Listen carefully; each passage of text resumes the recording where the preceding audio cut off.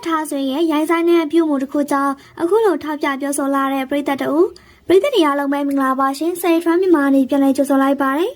အဆိုတော်မသက်ထားဆိုရင်လူရှင်တော်ဝမ်မိုးတို့ရဲ့ပြဿနာကတော့မပြီးသေးပဲအခုချိန်ထိလူမှုကွန်ရက်ပေါ်မှာအငြင်းပွားစရာလူပြောများနေစေပဲဖြစ်ပါတယ်အစပိုင်းမှာတော့မသက်ထားစေဘက်ကဝင်းရပေးခဲ့ကြတဲ့ပရိသတ်တွေရှိခဲ့ပေမဲ့အခုချိန်မှာတော့တချို့ပရိသတ်တွေကမသက်ထားစေရဲ့မာရွေးနေတဲ့အပြုအမူတွေကိုထောက်ပြလာခဲ့ကြတာလည်းဖြစ်ပါတယ်အနုပြရှင်တရားအနေနဲ့လိုက်ရောညီထွေမှုမရှိတာလောက်ပေါ်ကင်ပဲအပေါ်ဆက်ဆံဖို့မာရွေးနေတာတွေနဲ့ပတ်သက်ပြီးတော့ပရိသတ်တယောက်ကသူမရဲ့ရိုင်းဆိုင်တဲ့အပြုအမူကိုအချက်အလက်ကြကြပြပြထန်ထန်ထောက်ပြဝေဖန်ခဲ့ရလဲဖြစ်ပါတယ်။ဝေဖန်သူပရိသတ်ရဲ့အဆိုအရ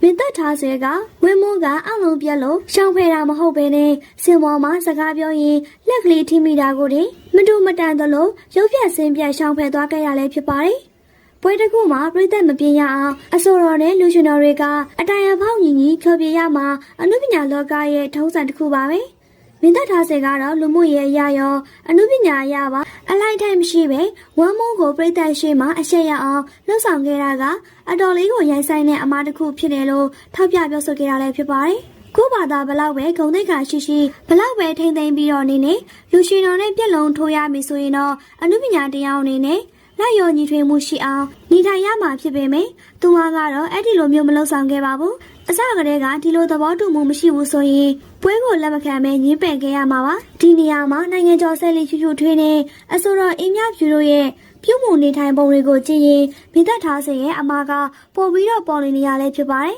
ဖြူဖြူတွေဆိုရင်လူရှင်တော်တွေကအောက်လုံးတွေနဲ့အပြောခံရရင်တော့ဟာသားညံရှင်စွာနဲ့အလိုက်အထိုက်ပြန်လည်တုံ့ပြန်ပြီးတော့ပွဲကိုလည်းအဆင်ပြေအောင်ထိန်းကျောင်းနိုင်စွမ်းရှိပါတယ်ဖြူဖြူတွေကလည်းနာမည်ကြီးသလိုဘွဲရပညာတတ်တူဖြစ်ပေမဲ့ဇက်သပင်တွေမှာတွားရောက်ဖြောပြခဲ့တဲ့အခါမှာလူရှင်တော်တွေဆိုင်းတောင်းထားတွေနဲ့အားလုံးနဲ့လက်ရောညီထွေဖြစ်အောင်နေထိုင်တတ်ပြီးတော့ဘယ်တော့မှချီမိုးမနေတတ်ပါဘူးဒါပေမဲ့မိသက်ထားစီကတော့ MTV ရိုက်ကူချိန်မှာမော်ဒယ်မင်းသားတွေနဲ့ရင်းရင်းနှီးနှီးတရုပ်ဆောင်ပြပြီးလူရှင်တော်တွေအထိတွေ့ကြမှာအမျိုးကောင်းသမီးလုပ်ပြတာကလူကိုကြည့်ပြီးတော့ခွဲခြားဆက်ဆံတတ်တဲ့သူမရဲ့စိတ်ဓာတ်ကိုပြောင်းလဲစေခဲ့ပါတယ်။လူရှင်တော်ဝမ်းမိုးကလည်းကလေးကချေတူမဟုတ်ပဲမန္တလေးသိန်းစော်ရဲ့အကုန်ရင်းဖြစ်သလိုသူ့ရဲ့နယ်ပယ်မှာလည်းနာမည်ကြီးတဲ့သူတစ်ယောက်ပါ။အဲ့ဒီလိုမျိုးလူနဲ့အလုပ်သဘောအရပြက်လုံးထုတ်ရတာကတော့သိမခံနိုင်ရင်ဆိုင်းဝိုင်းတွေနဲ့တချင်းမဆိုသင့်ပါဘူး။ပတ်စံရခြင်းတော့ဆိုင်းနေလိုက်ဆိုရင်ကိုဘက်ကနည်းနည်းသိခံဖို့လိုရဲဆိုပြီးတော့ပရိသတ်တို့ကပြပြတသားဝေဖန်ပြောဆိုခဲ့ရလဲဖြစ်ပါတယ်။လူရှင်တော်တွေကိုစင်မော်မတင်စေချင်ရင်ကြိုတင်ကန့်သတ်ထားရမှာဖြစ်ပြီးအခုလိုစင်မော်ရောက်မှလူကိုနှိမ်သလိုဆက်ဆံတာကတော့အဆင့်တန်းမရှိတဲ့လောက်ရတစ်ခုလို့ဆိုနိုင်ပါတယ်။ဒါကြောင့်မလို့ကိုယ်တိုင်ကလည်းအရင်ကမေတ္တာထားစေရဲ့ဖန်တူဖြစ်ခဲ့ပေမဲ့အခုလိုလူတရားကိုမတူမတန်သလိုဆက်ဆံတတ်တဲ့သူမရဲ့စိတ်ဓာတ်ကိုတော့သိသွားတဲ့အတွက်အတော်လေးကိုယွန်ရှာစိတ်ပြတ်သွားခဲ့တယ်လို့ဆိုပါတယ်။အနုပညာရှင်တရားအနေနဲ့ပြည်သက်အချစ်ကိုရရှိထားရုံဒီမကပဲလုပ်ဖို့ကိုင်းပန်းအနုပညာရှင်အချင်းချင်းအပေါ်မှာလည်းလေးစားမှုရှိဖို့လိုအပ်တယ်ဆိုတာကိုဒီဖြစ်ရလေးကမိမောင်းထွန်းပြခဲ့ရလဲဖြစ်ပါတယ်။